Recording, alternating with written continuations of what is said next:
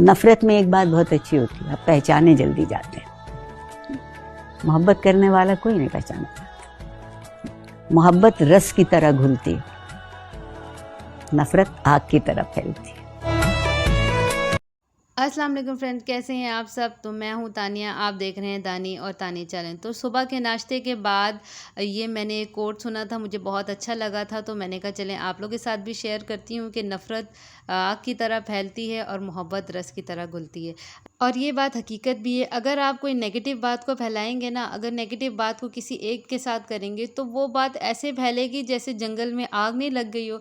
लेकिन अगर आप कोई भी पॉजिटिव बात किसी से कर रहे होंगे तो वो बोलेगा यार ये तो बस भाषण ही देता रहता है, इसको तो बस बोलने की आदत है, ये तो बस मतलब इस तरह से करके उस बात को इग्नोर कर देगा। लेकिन अगर आपने कोई नेगेटिविटी वाली बात की होगी तो बस वो तो फिर समझें कि किसी एक को बोल दी तो फिर सब के कानों तक वो बात चली जाएगी। तो बिल्कुल सही इन्होंने कहा कि नफ़रत जो है वो आग की तरह फैलती है और मोहब्बत रस की तरह घुलती है।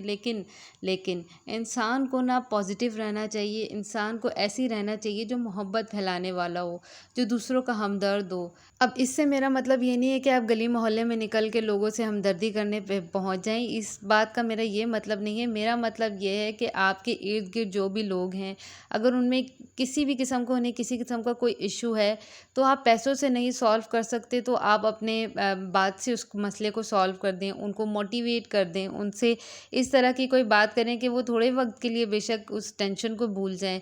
उनको ये बोलें कि नहीं, ये मसले भी हल हो जाएंगे।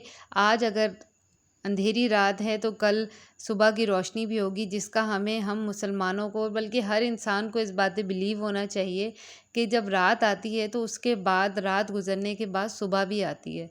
तो बेशक रातें कुछ लंबी होती हैं, कुछ छोटी होती हैं, इसी तरह परेशानियां भी कुछ ज़्यादा बड़ी होती हैं, कुछ छोटी होती हैं, लेकिन हर इंसान की ज़िंदगी में कोई ना कोई परेशानी ज़रूर होती है।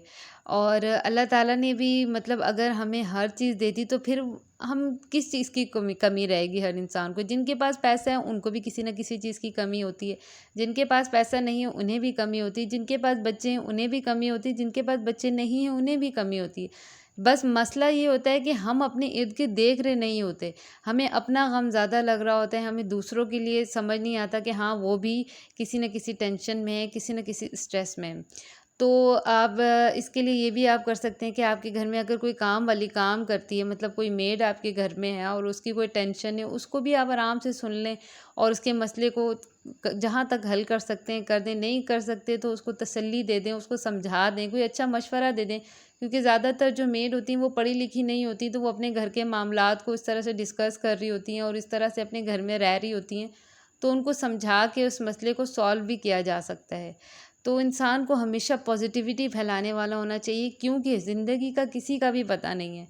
आज हम हैं कल ना हो, लेकिन हम जब अच्छी बातें लोगों में फैला के लोगों को बता के जाएंगे ना, तो कल को कोई तो हमें याद करने वाला होगा कि हाँ वो बंदा ऐसा था, उसने ये बोला था, हाँ वो बंदी ऐसी थी, उसने ये बात बोली थी, उसने मेरी यहाँ पे इस तरह हेल्प कर दी थी, वो मुझसे इस तरह बात करती थी, मतलब वो जो है वो बात करने में अच्छी थी, उसका लहजा अच्छा था, या कुछ भी इस तरह का कोई पॉजिटिविटी अपने अंदर इंसान को लानी चाहिए, जो दूसरों के अंदर भी आप जब दूसरों से बात करें, उनके साथ कुछ भी उनके मसले मसाइल को शेयर करें, सुने, तो वो उनके मसले जो हैं वो काफ़ी हद तक आपकी बात से या फिर आपके सुनने से ही उनका मसला हो सकता है। उनकी टेंशन थोड़ी कम होगी, मसला तो नहीं हल होगा लेकिन उनकी टेंशन कम होगी, क्योंकि इंसान जब एक दूसरे से कोई बात शेयर करता है ना, तो वो काफ़ी हद तक रिलीज़ हो जाती है वो बात।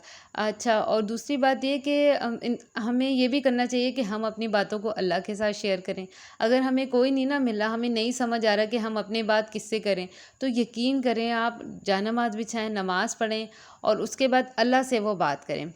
अच्छा खैर, मैंने ये सारी वीडियो अपनी इन्हीं बातों में निकाल दी।